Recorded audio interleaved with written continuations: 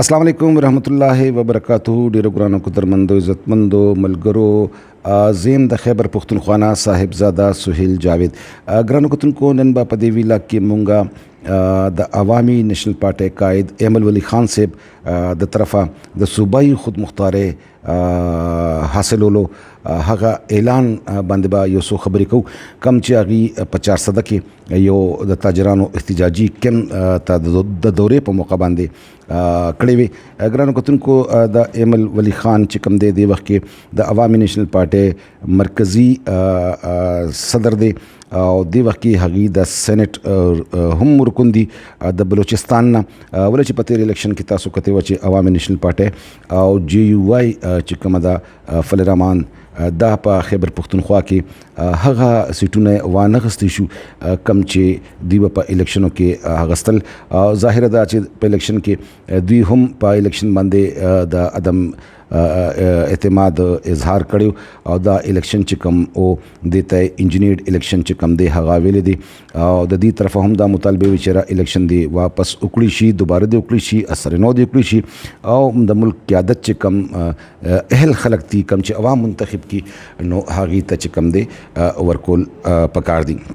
ګران کتونکو، صوبایي خود مختارۍ حوالې سره ایمل ولی خان تاجرانو ته چې کوم خطاب کړی هغې کې هغې دا خبره کړې وه چې په غنمو باندې د پنجاب حق دی، ولې چې پنجاب غنم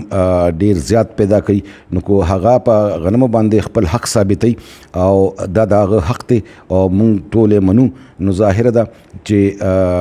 مونږه بجلی چې کومه ده هغه د اوبو نه پیدا کوو او د ارزانه بجلی ده، لہذا په دې بجلی باندې هم زمونږ حق دی، په دې ګیس باندې هم زمونږ حق دی. ایمل ولی خان دا واضح کړی ده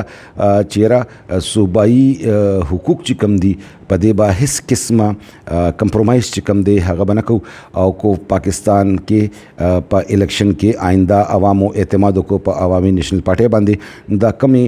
مسلې چې کوم دي آئی پی پیس ته چې کوم د بجلی په مد کې کم ټیکسونه هغې ته د عوامو نه لګیا دي اغشته کېږي د خیبر پښتونخوا د عوامو نه،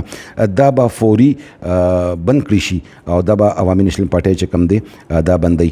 دي دا موي چې را د حوالې سره صوبایي حقوق چې کوم دي، کم وسایل چې کوم دي د دې صوبې دي په هغې د دې اختیار دی، د دې حق دی. اکو د ګیس ریالټي، اکو د بجلی ریالټي هغه د صوبې حق دی او په دې به هیڅ قسمه کمپرومایز چې کوم دی نه کېږي. ګرانو کتونکو، تاسو ګورئ د ایمل ولی خان سیاست دی وخت کې یو عوامي سیاست دی او هغه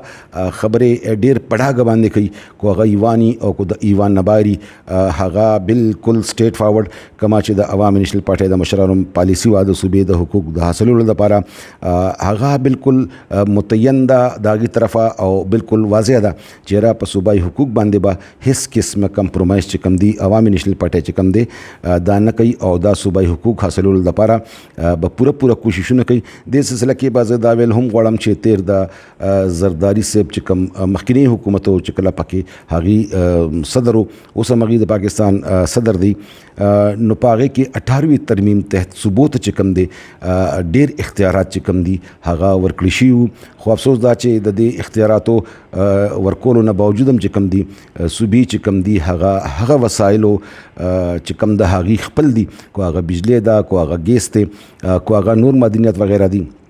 دا هغې حق چې کوم دی د صوبو هغه تسلیم شوی نه دی یا ورکړی شوی نه دی.